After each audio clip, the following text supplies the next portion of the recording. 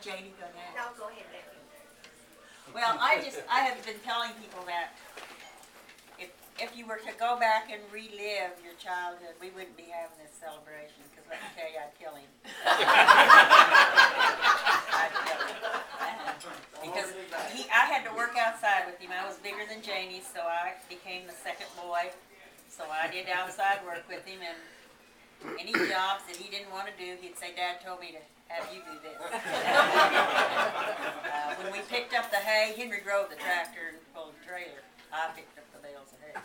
Because Dad said, he didn't want you driving. Even in the field.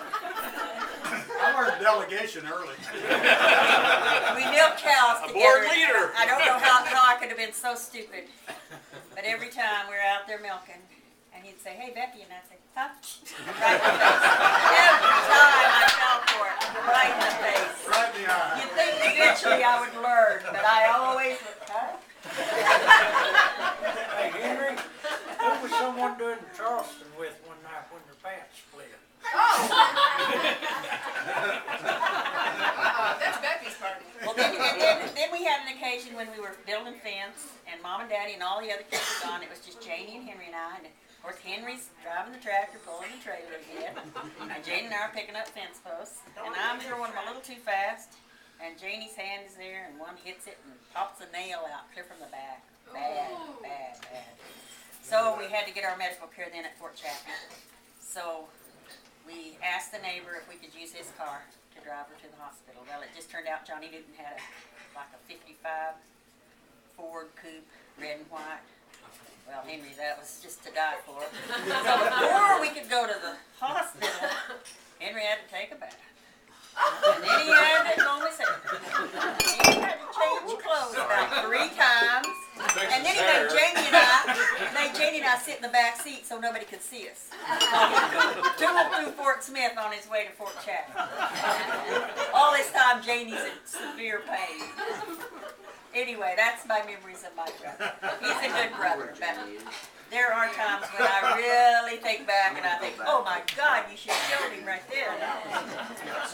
Well, we're glad you didn't.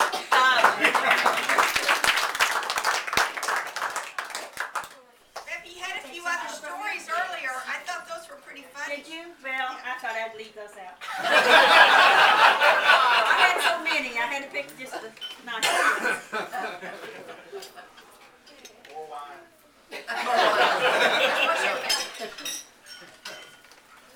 Okay, Jane. Well, y'all told some of mine. It just seems like there were so many things. Henry, I'm 2 years younger than him, and we got into a lot of trouble together. Yeah, we did, didn't we? Had a lot of good times together. Yes, we did. The one that I wrote in the book is the one that I can think of now. Except the one I was going to tell Kathy did was leaping over the fences, Yeah. coming to the bus stop. Because one kid would get down to the bus and tell the bus driver, well, so-and-so's coming. So another one would get there and they said, so-and-so's coming. So as long as they told him, he couldn't leave us. As he could see him coming, he had to stay there. And couldn't drive Henry the was always ditch It always last. Henry was always the last one leaping over the fences. And Because he was doing his hair. I guess I didn't know that was why he was so slow. Becky, you said something about that. I remember he always liked to play at that hair. Oh, he did have nice hair. The one that I remember, I don't know how old we were. Grandma was down taking care of us, Grandma Walter. Mom was in the hospital, maybe having John. That's probably about right, because I was probably about 6. Yeah. And Henry and a friend, I think it was probably Eddie Hammondtree, had slipped off down to the creek, and they'd gone skinny dipping. And I'm standing there stomping my foot on the bank, telling him I'm going to go tell Grandma. The bank gives way. I fall in. Saves me. So I can't tell Grandma. Anyway, good brother, love him. Yeah, I love you too.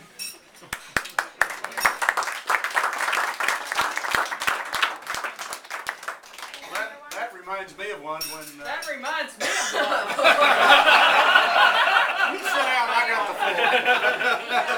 I mean, I was little. We lived up at Centerton, and he he was going fishing down at the creek that ran through our property, and so, you know, I wanted to go. So went down there and he was fishing, and I said, I want to fish, and he said, well, break off one of those little trees and I'll fix you a pole, you know. So he pointed one out to me, so I bent it all over. Well, it flung me in the creek. He did get in a little trouble that day. Because he had to pull me out of the creek and take me up to the house and tell Mom what happened to me. Yeah. Of course, his story was a little different from mine, but Of course, mine was true. Well, the one I remember that creek, we had a lot of fun with it because it was spring fed and it ran through the place. I remember we went down there one time and there used to be some rocks. And when the creek would get up, if we'd had a lot of rain, minnows would get trapped in the little pockets on the rock. And we went down there, Janie and Beppy and I, and we decided we were going to cross over to the other side. So we did. We got over there. Well, it became time to go home, and Beppy didn't want to come back across. So Janie and I went over to the other side, and there was a board laying up there. We said, well, we'll lay the board across, you can come across on that. Well, we picked it up, and there was a snake under it. The neighbors down on the corner could hear it, and the girl screaming, snake under it. We did finally get her back to the house. No, Daddy came. Oh, Did Daddy come? I don't know, but everybody in the neighborhood knew we were. that whole town came. Yeah. Centerton was a very small place. then. Sanderson wasn't that big. No, it wasn't. It wasn't. No. The old man with his wooden leg, he could move pretty fast. we all saw that. I know one time I thought I could outrun him when he was on crutches, and that was a joke. One time He called me before I got 5 steps. Yeah, we all thought we could outrun him at one time. Yeah. I tried it, I didn't. I thought it. Man, he just kept coming.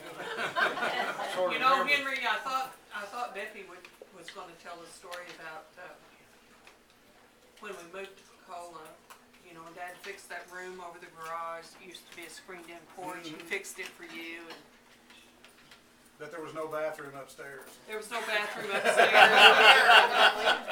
You kept peeing through the screen, and Dad getting on to you about the rust spots on the screen. Yeah, I remember that. Not denying it, are you? Nope.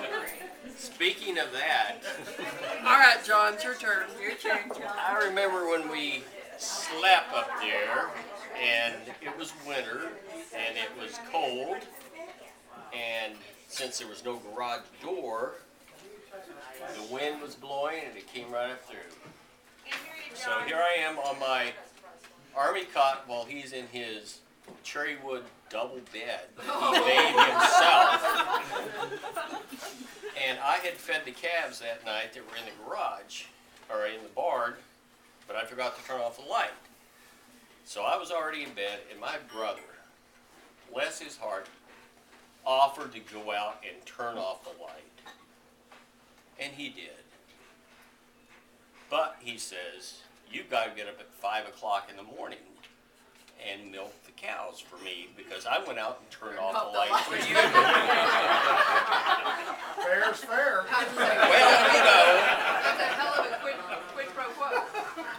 You always knew But there it was gonna be in also management then. his automobile experience.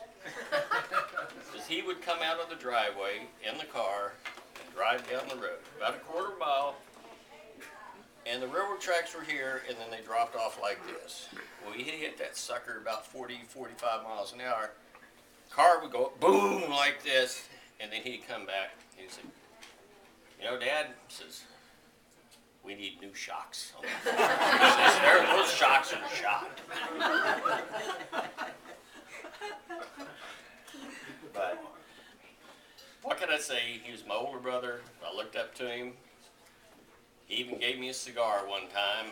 Right down the road, said, here, smoke this.